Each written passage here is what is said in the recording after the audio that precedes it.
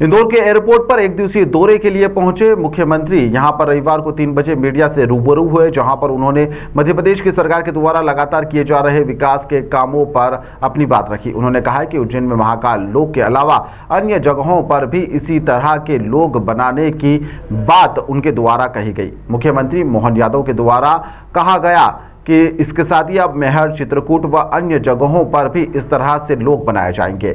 मुख्यमंत्री डॉक्टर मोहन यादव के द्वारा यह भी कहा गया कि उज्जैन के महाकाल लोक में जो भी फाइबर की मूर्तियां थी उन्हें बदलकर स्टोन की मूर्तियां वहां पर लगा दी गई है। साथ ही यहां पर मंदिर प्रबंधक के लिए एक अलग से कोर्स टेम्पल मैनेजमेंट भी शुरू किया जा रहा है। हमारी सरकार विकास कार्यों के लिए लगातार चारों तरफ से हर क्षेत्र में आगे बढ़ने के लिए मौके भी देख रही है और राज्य को भी आगे बढ़ा रही है। यशस्वी प्रधानमंत्री के नेतृत्व में जिस प्रकार से देश आगे बढ़ रहा है, मुझे प्रसन्नता है कि कमोबेश हमारा मध्य प्रदेश भी कदम ताल कर रहा है। ऐसे समय में गरीब, महिला, युवा, किसान सब वर्ग की बेहतरी के साथ नवीन टेक्नोलॉजी के लिए इसको हमने अपने बजट के माध्यम से भी सिद्ध किया और खास करके एक एक क्षेत्र के अंदर इंफ्रास्ट्रक्चर में भी, इंडस्ट्री में भी और अब आने वाले समय में हमारे देवस्थानों को लेकर धार्मिक पर्यटन का भी बड़ा केंद्र बन रहा है मध्य प्रदेश, जहाँ भगवान श्री राम ने चित्रकूट में अपना समय 11 वर्ष गुजारा।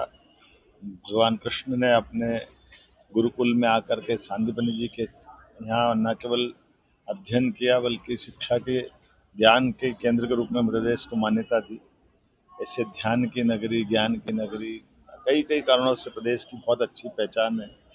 हम सब कोशिश कर रहे हैं कि मंदिर के प्रबंधन के साथ साथ इकोनॉमी भी कैसे बदली जा सकती है धार्मिक पर्यटन को बदलते हुए। और यशस्वी प्रधानमंत्री ने सांस्कृतिक अनुष्ठान का एक तरह से पर्व प्रारंभ किया है।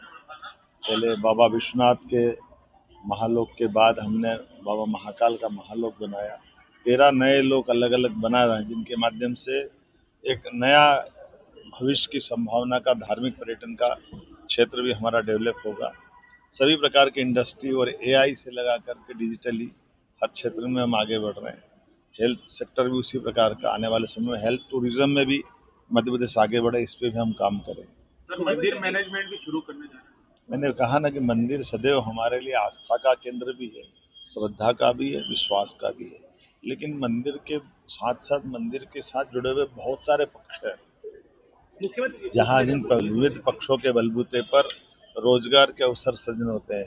फूल वाला, प्रसाद वाला, रुकने वाला, कई प्रकार की सौगात के साथ। जैसे अकेले उज्जैनी की बात करूँगा तो उज्जैन में 2022 प्रधानमंत्री जी की यात्रा के बाद देश के अंदर सबसे ज़्यादा धार्मिक पर्यटन का अगर कोई केंद्र बना तो मध्य प्रदेश उज्जैन बना। अब उज्जैन, ओंकारेश्वर, मैहर की माता जी, राजा राम का लोक, ओरछा, सलकनपुर, एक एक करके वो सारे स्थान उसी प्रकार से बन रहे हैं।